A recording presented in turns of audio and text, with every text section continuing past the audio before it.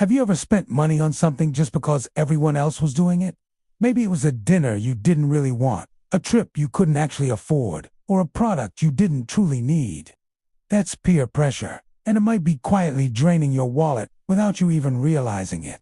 This social force has a much bigger impact on our finances than we think. And today, we're going to break down exactly how it works and what you can do about it. So, let's start with what I call the social spending trap. As humans, we are fundamentally wired to fit in with the group. It's a survival instinct that goes back thousands of years. Psychologists call this social conformity, when the people around you are spending money. Whether it's on a night out or a new gadget, your brain automatically feels this subtle pressure to do the same. This happens even if it makes absolutely no financial sense for you at that moment. Your desire to belong can often override your logical, financial brain, leading you to make purchases that you later regret. It's not a weakness. It's a deep-seated part of our human nature.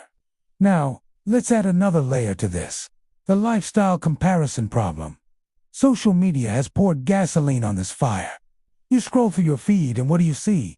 Friends posting about their brand new cars, exotic vacations, meals at fancy restaurants, and the latest expensive gadgets. Your brain can't help but start comparing your life to the polished, curated highlight reels you see online.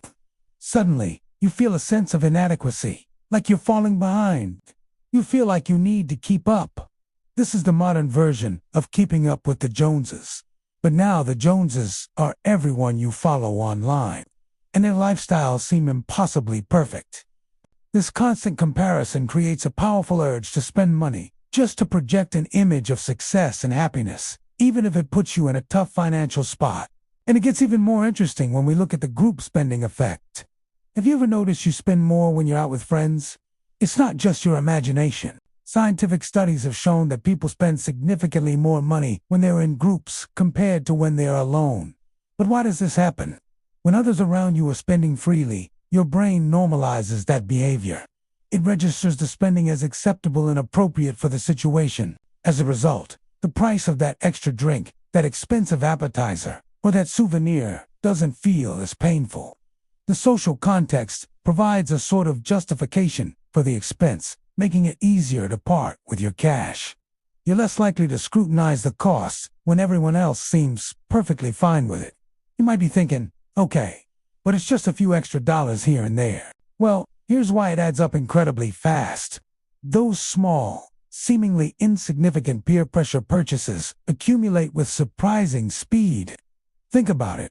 A $40 dinner here, an $80 concert ticket there, a $120 weekend trip with friends. If you do that just a few times a month, you're suddenly looking at hundreds, or even thousands, of dollars disappearing from your bank account over the course of a year. All of this spending isn't necessarily for things you truly desired or valued, but was driven by social pressure. It's a silent budget killer that prevents you from reaching your real financial goals, like saving for a down payment, investing for the future, or simply having a financial safety net. So, what can you do? The key is to build some awareness. The next time you're about to spend money, especially in a social setting, take a brief pause. Ask yourself one simple but powerful question. Do I actually want this? Or am I just trying to keep up? Be honest with yourself. Is this purchase aligned with your personal values and financial goals? Or is it just an attempt to fit in or avoid feeling left out? Once you understand how peer pressure affects your spending habits, you regain control. You can start making smarter, more intentional financial decisions that serve you, not the expectations of others. This isn't about isolating yourself or never having fun with friends. It's about being mindful and making conscious choices. True financial freedom comes from aligning your spending with what truly matters to you. I hope this helped you see your spending in a new light. If you found this insightful, please like and subscribe for more content like this. Thanks for watching, and I'll see you in the next video.